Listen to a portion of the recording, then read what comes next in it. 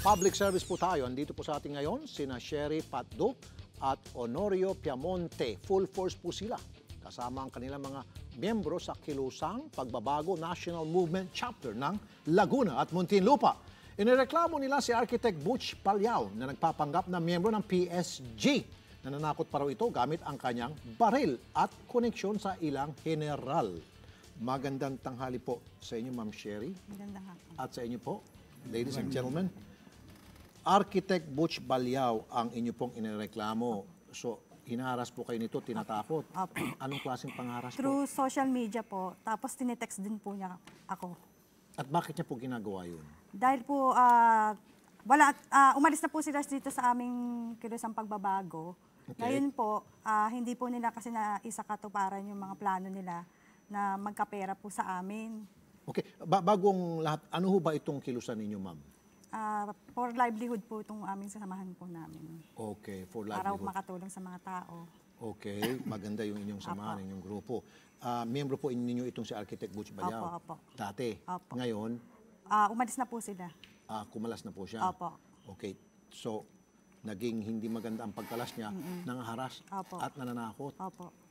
PSG po ba talaga ito? Parati po, pag po kami nagmi-meeting o orientation, parati po niyang binabanggit na PSG siya. Ano raw siya, sa Philippine Army? Hindi na po Navy, namin, Marines? basta sinasabi lang po niya na PNP. ako, PSG ako, kaya kong maglabas-masok sa Malacanang. Wow!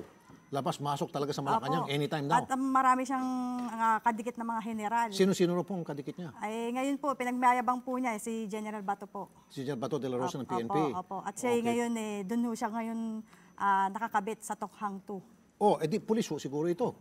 Hindi. At meron pa yung General Dagoy. Dagoy po. Ng PSG. Opo, yan po yung parati niyang ginagamit na pangalan para po siya makapaglamas-masok sa Malacanang. Okay. Tinatakot ho niya kayo. Ba't niya ho kayo tinatakot? Ba't niya ho kayo hinaharas? Kailangan po kasi kami, pag kami mini-meeting niya, kailangan aayunan namin siya. Akala ko ba kumalas na po siya? Ba't Hindi, may pagnitan? noon po. Okay, Kaya so po ngayon? namin parati po siya nagpapakilala na taga PSG po siya. So ngayon po, ginugulo niya inyong samahan. Opo, ginugulo po ngayon po. Sige, nasa yung telepono si Architect Butch Palyao ang inireklamong nagsasabing siya raw po ay miyembro ng PSG na malakas daw po siya kay General Bato de la Rosa. Magandang tanghali po sa inyo, Architect Palyao, sir. Yes po, idol po. Opo. Yes po. Sir, miyembro ho ba kayo ng Presidential Security Group? Alam niyo po, napaliwanag ko kay Ma'am Odette kanina yan. Ang totoo niyan, hindi naman ako member ng PSG po sapagkat arkitekto lang po ako ng PSG. Yan po yung mga yan. Pilit po nilang sinasabi ko na miyembro ako. Bakit ko naman sasabihin na miyembro ako?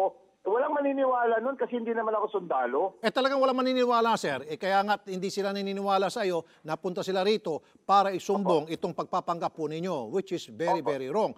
Kasi po, meron kaming kakayahan na makakausap talaga ang kataas-taasan sa PSG, maging si Bato de la Rosa, para makumpirma kung talagang kayo member ng PSG, Army ba, Navy, Marines, o PNP? Idol, wala po akong sinasabing ganun, Idol. Sila lang nagsasabi niyan.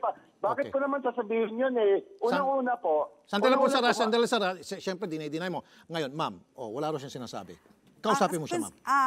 Architect Butch, parati niyo pong binabanggit sa amin na kayo ay taga PSG. At kailangan namin sumunod sa inyo. At kayang-kaya nyo kami ipatukhang. Kung hindi man ho kami ang papaniwalaan, through sa taga Samar po, taga Subic po, nagpadala po sa amin ng letter sa NCR po, na nirereklamo kayo, na tinatakot sila, na kaya nyo silang ding ipatukhang anytime. Ano pong ibig sabihin nun? Na napakalakas nyo talaga po? At meron kayong koneksyon? Sa mga text nyo lang po puro kayo pangaharas sa akin Kung ano naman pinaggagawa niyo mga salita na hindi naman totoo.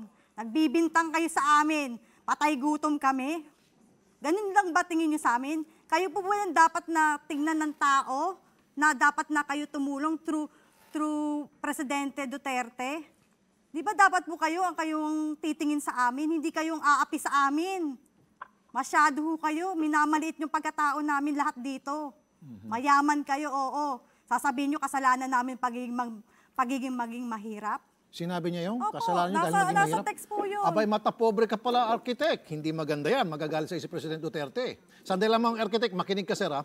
Nasa linyang telepono si Brigadier General Lope Dagoy, Commander ng PSG. General Dagoy, Sir, magandang tanghali po.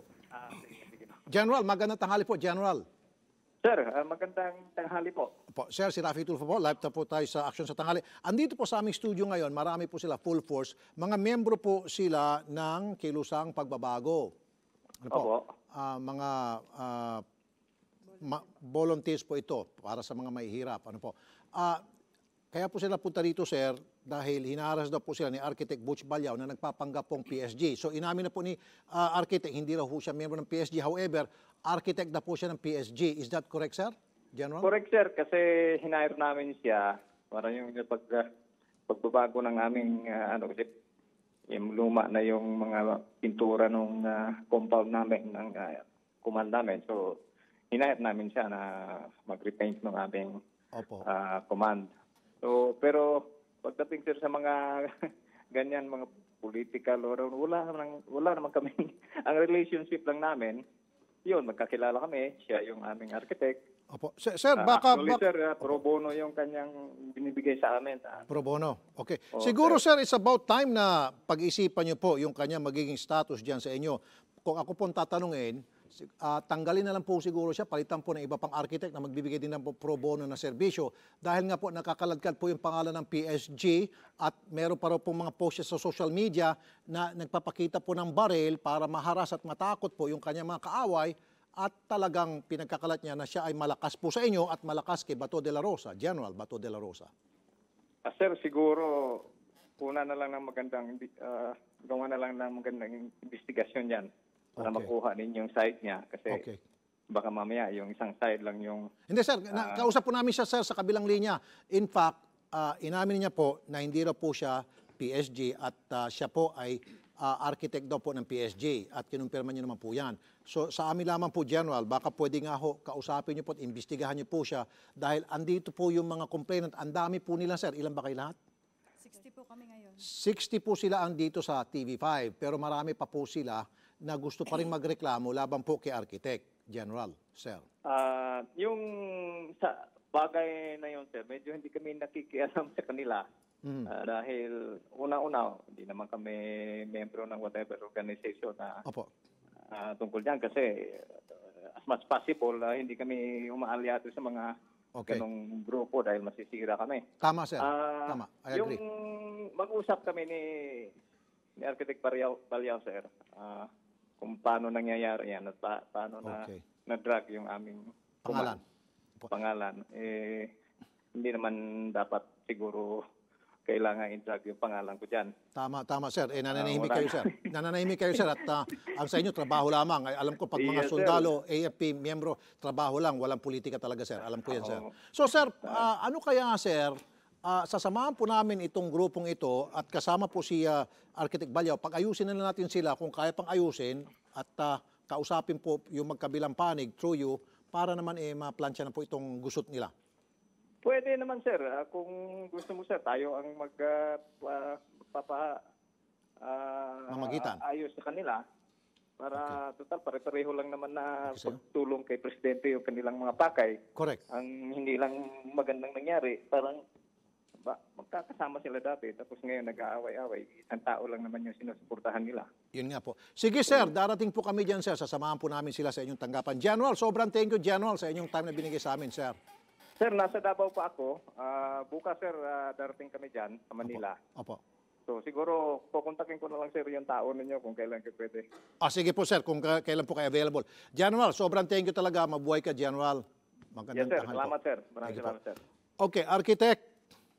Yes po, Idol. Opo. Yes po. So, Architect, makabubuti na ikaw na lang ay manahimik muna sa ngayon habang hindi pa kayo nagka-face-to-face nitong mga nagreklamo sa inyo sa tanggapan mismo ni General Dagoy. Idol, tahimik lang naman po kami. Tahimik lang naman po kami. Wala naman kami ginagawang ingay po eh. Wala naman eh.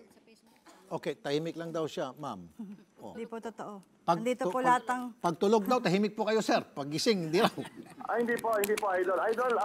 Idol ko kayo, at kaibigan kayo nung kababata ko. Opo. Sana naman maging patas din kayo din po. Kasi po, wala naman akong ginagawang masama po. Sir, Idol. sorry sir, patas po ako. Kaya nga po tinawagan namin kayo para makuha yung panig ninyo. At kaya nga po tinawagan namin si General Dagoy para naman magkaalamanan. Kaya nga po, sinabi ko kay General Dagoy kanina na pupunta ho kami sa PSG, papatawag ho kayo, kasama kami, kasama sila para mag-usap-usap. Di ba? Welcome po yan po. Welcome. You cannot get patas than that. Di ba? Sige po. You cannot get more patas than that. Anong pakukulong? Nananakot po sila sa amin sa social media. Kaya nga, ito na nga ma'am, matatapos na po natin itong problemang ito pag magkaharap-harap na tayo kay General Dagoy. At kung kinakailangan, after kay General Dagoy, pwede na tayo pumunta kay General Bato de la Rosa. Di ba? Kasi yun naman ang dalawang personality na ginagamit niya. In fairness dun sa dalawa, I'm sure na hindi nila gusto yung ganoon, kung talagang totoo, okay? So, sir, after General Dagoy, pwede ho tayong pumunta kay General de la Rosa para ma-plancha na po itong problema niyo. Okay, sir? Walang problema po, walang Okay. problema. So, for now, sir, wag na po muna mag-post ng kung ano sa social media. Pwede ho ba, sir? Pakiusap lang. Sila ang pagsabihan ninyo kasi sila ang post po ng paninira eh. Hindi, kayo sinasagot na lang po po ang post namin kasi nga pinaparatangan nyo kami ng hindi maganda at gumagawa kayo ng usapin. Alam nyo yan, alam nyo yan, architect. Yes, sir. Yes, sir. Idol. Yes, sir. Tingnan niyo yung kanilang Facebook page. Panay paninira sa amin. Okay. Tingnan niyo yung Facebook page ko. Panay positive lahat po. Walang Okay. positive po lahat ang mga posts ko sa Facebook po. Positive po lahat. Sandali Walang po, sir. paninira. Pero Sandali, sila sir. po, Bakit daw kayo daw, puro paninira, puro positive yung kasi sa inyo, puro negative. Bakit yan? Ay hindi po, kasi po siya po unang nag-post, sinasagot lang po namin yung mga pinaparatang nila sa amin na hindi naman po totoo at gawa-gawa lang nila. Alam nga naman po, magpadurog po kami sa kanya. Maliliit po kaming tao pero pagdating sa katwiran, kailangan lumaban po kami. Kami ho nagpapakahirap dito eh. Kami humaharap sa tao. Lahat ng pinangako niyo sa amin, walang natupad. Anong ginawa niyo sa amin? Ginawa niyo pa kami busabos? Pababayaran niyo lahat ng pinakain sa amin, pati nabulo niyo sa patay, pasasaolin niyo pa sa amin? Ito ebidensya nandito at andito ang lahat ng ebidensya ng mga text niyo sa akin. Sinusumbat po yung mga tulong? Sinusumbat po. Sinisingil po kami lahat ng ginastos nila. Ganyan bang klaseng tao yan? Pati yung mga Sobra. pinakain? Sisingilin kayo? Opo. Wag kang magsinungaling. Hindi Okay. totoo ang mga pinagsasabi mo. Yes, sir. Idol, may pinanggagalingan yan, Idol. Opo, Idol, pwede. sige, saan po yung pinanggagalingan na yan, sir? May pinanghugutan kanyo? Alam niyo po kasi, totoo po yung asawa ko kasi ang nanumbat diyan. Kasi nga yung asawa ko, lagi nilang nilalapitan pagka may kailangan sila. Ito po, from the personal pockets po ng asawa ko ito, lagi nilang hinihinga ng tulong. Ngayon, nung nag-away-away po kasi ang mga leader po, hindi yan sila yung leader nila na si Ali Dizon at saka si Attorney Lubensky Fernandez at yung asawa ko, nung nag-away-away, nasaktan yung asawa ko nung sinabi nung si Attorney Fernandez na yung KP daw, yung KP namin na supposed to be namin, KP daw nila. So ang asawa ko, sabi ng asawa ko, inyo pala yan di dapat magbayad kayo sa lahat ng mga ginastos ko dyan. Hindi pala ako kasama dyan Sir, bago tayo mabusan ng oras, sir, ganito, for the meantime, wala po munang posting. Ma'am, okay lang ba? At sa inyo rin, sir, wala muna. Hanggat hindi po natin nakakausap si General Dagoy at saka si General de la Rosa para pag-ayusin ko po kayo. Hopefully, magkakaayos po kayo. Okay, sir? Para sa iba pang balita at impormasyon, mag-subscribe lang sa news5.com.ph. We're always on.